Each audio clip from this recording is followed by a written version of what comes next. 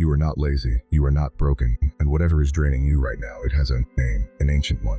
One that philosophers, monks, and physicians were wrestling with long before your boss invented the 9 a.m. stand-up.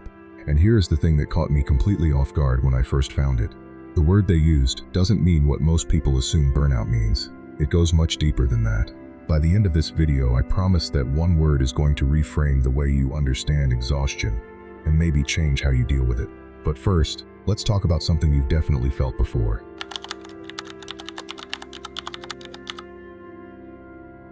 You know that thing where you wake up, you're not tired exactly, but you're already done? Done with the emails, done with the pressure, done with pretending you care about things you used to care about. Your body is fine, you slept, you had coffee, but you feel like someone reached inside your chest and removed whatever made things feel worth doing. That feeling is real, and it's not new. For centuries, people across the ancient world described the exact same experience, and they had a word for it. It wasn't burnout, it wasn't depression, it was acedia. The word comes from the Greek term meaning lack of care, literally a state where caring stops working. And the way ancient writers described it sounds almost unsettlingly modern.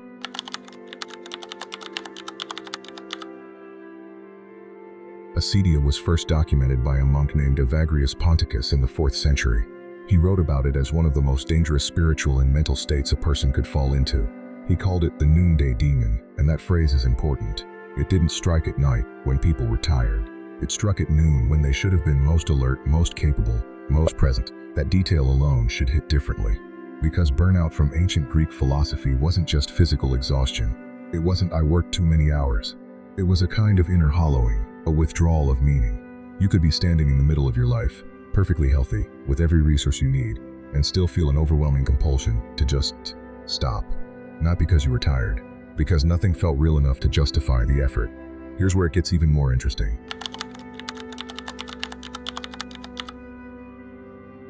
Modern conversation around burnout almost always blames workload. Too many hours, too little pay, too much pressure, not enough rest, and those things are real. But ancient Greek philosophy had a more uncomfortable diagnosis. They believed acedia was about meaning, not volume. You could work incredibly hard and never experience it, or you could be doing very little and be completely consumed by it. The variable wasn't effort, it was attachment, specifically, your relationship to what you were doing and why. Evagrius described a monk who would stand at his window, staring out, and feel like the sun wasn't moving. Time felt frozen. He'd read the same line of text over and over without absorbing it. He'd think about other places he could be, other lives he could be living, while doing absolutely nothing about it. Sound familiar?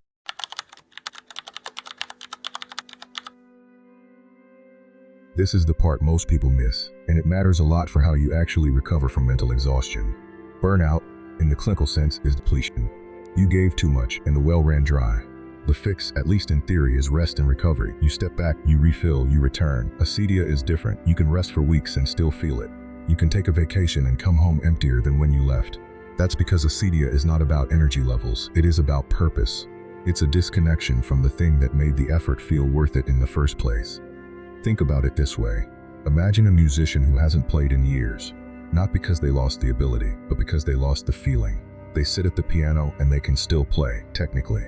Their fingers know the notes, but the love is gone. That's not burnout, that's acedia. And treating them as the same thing leads a lot of people to make a frustrating mistake.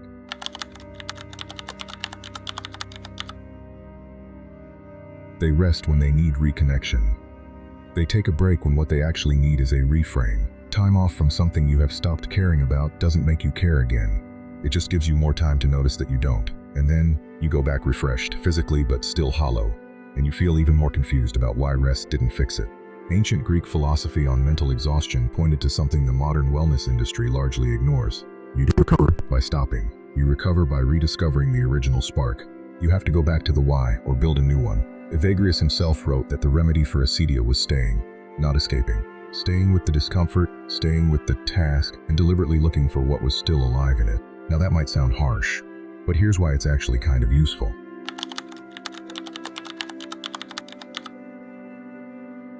The idea that you have to walk toward the emptiness rather than away from it is uncomfortable, but it maps to what we now know from psychology. Research on purpose and engagement consistently shows that meaning isn't something you find passively. It's something you create through engaged action.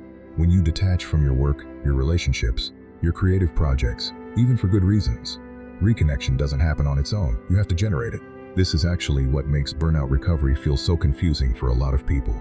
They try to recover through subtraction, removing the stressors, reducing the obligations, pulling back from everything, and it helps to a point. But at some stage, the recovery has to shift from subtraction to addition. You have to start building reasons to care again, which means starting to engage before you feel ready. Evagrius called this gentle persistence. We might call it behavioral activation. The label is different, the insight is the same, but here's the part of this history that almost nobody knows.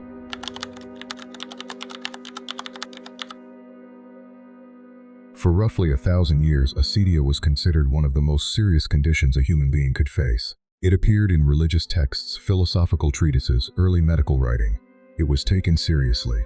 And then, somewhere around the 16th century, it quietly got absorbed into two other categories, laziness and depression, and the specific thing it described essentially vanished from common language. Laziness, because from the outside, acedia looks like inaction, someone not doing the thing they should be doing. Depression, because from the inside, it feels like numbness and disengagement, but it's neither. Laziness implies you don't want to try. Acedia is precisely the experience of wanting to try and being unable to locate that want. Depression, in its clinical definition, is a persistent disorder with a constellation of specific symptoms. Acedia can strike someone who, by every other measure, is doing fine. Losing that word left us with a gap. And a lot of people falling into that gap, not quite depressed, not quite just tired, but something specific that has no modern name.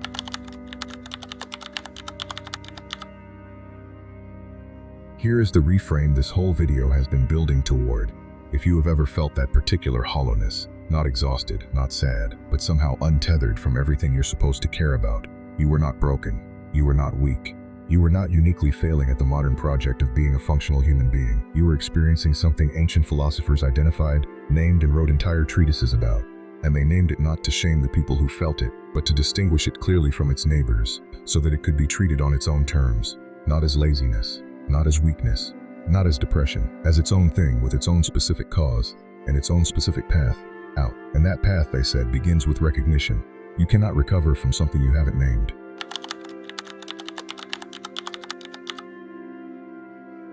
You don't need to become a student of ancient Greek philosophy to use this. You just need one question. When you hit that wall, that strange, hollow, nothing feels worth it feeling, ask yourself, am I depleted or am I disconnected? Am I low on energy or low on meaning? Because those two things are not the same problem. If you're depleted, rest. Genuinely rest. Sleep, walk, step back, protect your energy. But if you're disconnected, if you have slept and eaten and stepped back, and still feel like you are watching your own life through foggy glass, that's acedia, and rest alone will not fix it. You need to find one small thing that still matters and lean into it, not push yourself. Just lean. The ancient Greeks called it the noonday demon because it strikes when everything should be fine, when the sun is out and the day is full and there's no obvious reason to feel nothing. And the answer, they said, was never to run from it. It was to name it, face it, and stay. That thing you've been feeling, it now has a name. It's 2,000 years old. And you are not the first person to have to fight it. If this kind of historical lens on modern struggles resonates with you, you'll want to watch the next video. It covers the Stoic concept that changed how ancient philosophers thought about pressure and performance. And it's just as applicable to the week you're probably having right now. And if this one was useful, a like helps more people find it. I'll see you in the next one.